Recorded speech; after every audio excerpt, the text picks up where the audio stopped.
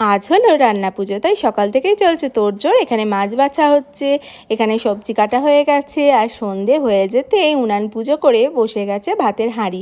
এই যেখানে ভাত হচ্ছে, এখানে হচ্ছে ভাজা পিঠে, এখানে হচ্ছে 2 রকমের ডাল। আমাদের 2 রকমের ডাল হয়, এখানে ডাল, এখানে ভাজাভুজি, এখানে হবে মাছ ভাজা, মাছ ভেজে মাছের ঝাল। আমাদের 2 রকমের মাছ হয়, এক হলো কাতলা মাছ আর এক হলো ইলিশ মাছ।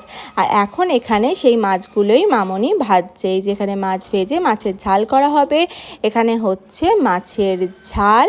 আর আমার রান্না প্রায় কমপ্লিট, এখানে সমস্ত ভাজাভুজি রেডি হয়ে গেছে, আর এদিকে মাছের ঝালটাও ফুটছে, রেডি হয়ে গেছে। আর রান্না শেষে এখানে সমস্ত কিছু যা যা আজকে রাতে রান্না হয়েছে সব কিছু একটা কলা পাতায় সুন্দর করে সাজিয়ে ঠাকুরকে ভোগ হিসাবে দেওয়া হয়।